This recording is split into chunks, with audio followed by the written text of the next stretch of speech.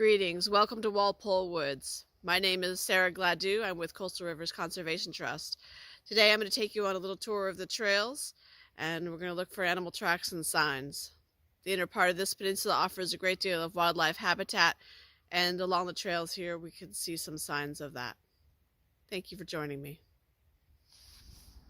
One of the novelties you can find at Walpole Woods is this lovely old spring that certainly must have been used for a homestead at some point.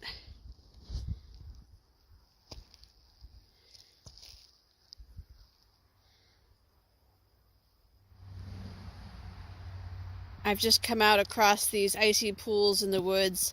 They're quite busy with tracks. Some of the tracks are dog tracks, probably associated with the hikers along this trail, and a number of tracks are certainly not dog tracks. Here we have a little jumping mouse.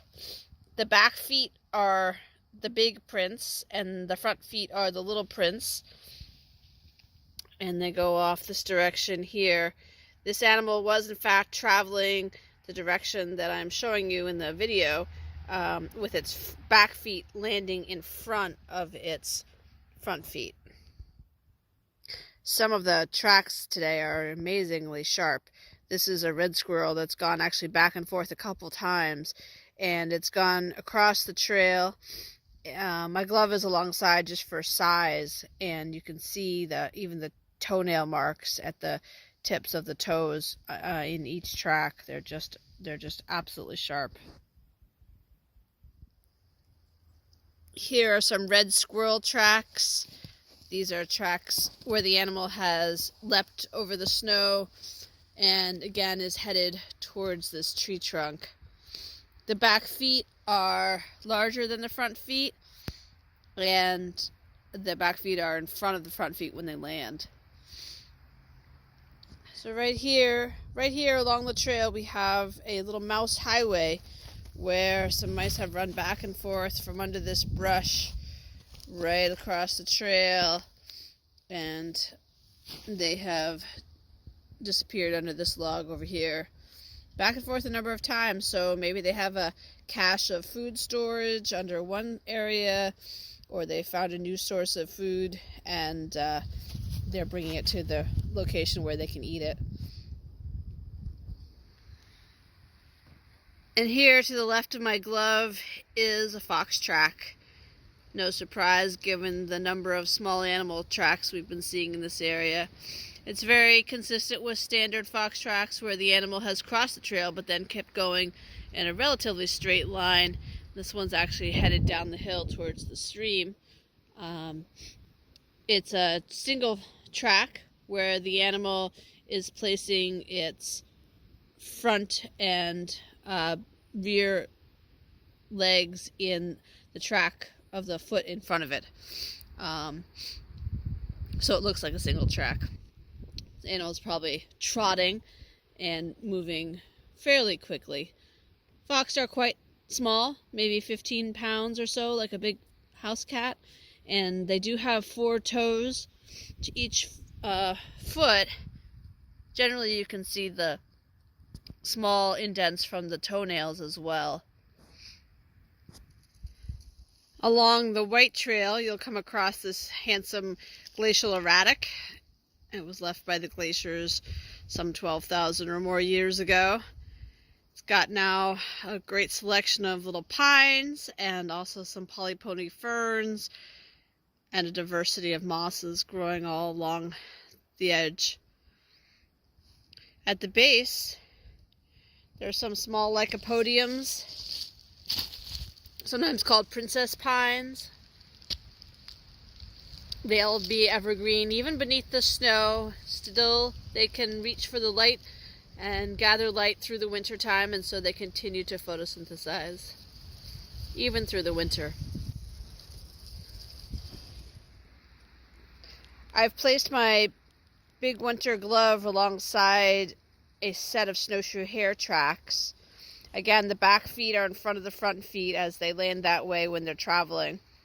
The back feet are the large prints at the top, and the smaller prints below are the front feet prints. And this animal isn't traveling too fast.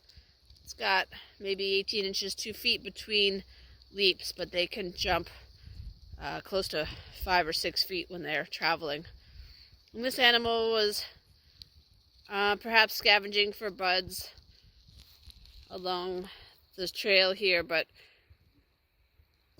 looking for fresh buds, probably from spruce or the winterberry that's growing along here. There are a number of beeches scattered in Walpole Woods, and true to its species characteristic, they do hang on to their leaves generally almost through the winter. And why this is a little bit under debate. Scientists, some have posited that perhaps the leaves help to protect the sharp buds that are forming and slow the wind down. Others have said, well, maybe it's so that the leaves that dry fall closer to the spring. When the decomposition happens, then those nutrients are more readily available in the spring when growth is occurring.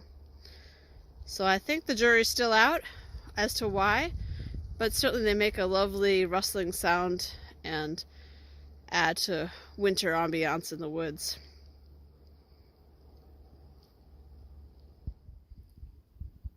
I'm now in a nice thicket of early successional growth, that is young trees that have sprouted up where there's an opening in the forest canopy. These are a few white pines and a few spruces, and actually there's a few fir mixed in as well.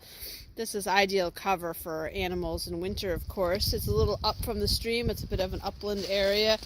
And in fact, I found an animal that's quite characteristic of the upland area, and they like the seeds of all these conifers. Right next to my glove there on the left are some tracks of grouse. And this animal has walked around a little bit across the trail and then headed up underneath some logs and brush. As I approach the stream, it's clear a number of deer have come this way. They're headed down to the stream as well, and you can find evidence of their trails throughout.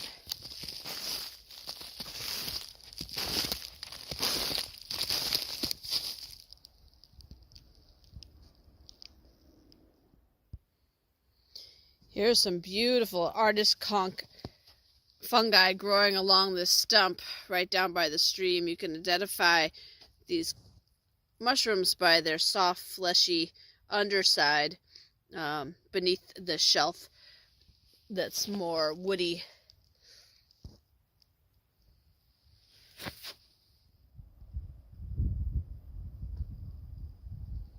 Looking back through the woods, you can certainly see how this would be a nice protected area for animals with a stream that runs through it, providing water even in the wintertime, at least for the warmer parts of the winter. This is a common frond you might see sticking up in any wet area of an old field or along a stream bed. These are the fronds left over from sensitive fern. Sensitive fern drops its leaves very early, thus it's named sensitive. But the fronds where the spores are held stay up through the winter. Oftentimes you can find them. Here's an interesting set of tracks. This is a bird headed this direction. This is the halix, the last toe, and then the 3 toes in the front. And this bird has walked through the snow. It's not a turkey. It's too small to be a turkey. More likely a crow, possibly a raven, but most likely a crow. And I don't know what it was foraging for, or if it was looking for something specific, but they go along the trail here, kind of mixed in with some squirrel tracks as well. Some woodpeckers have been doing some significant amount of excavation on this old snag, providing lots of food for critters in the woods. They're very likely bigger woodpeckers, like hairy woodpeckers, that have been making these holes. given the depth of them. And yet they're not the shape that would be the sort of standard rectangular shape that you would see if these were the holes of a pileated.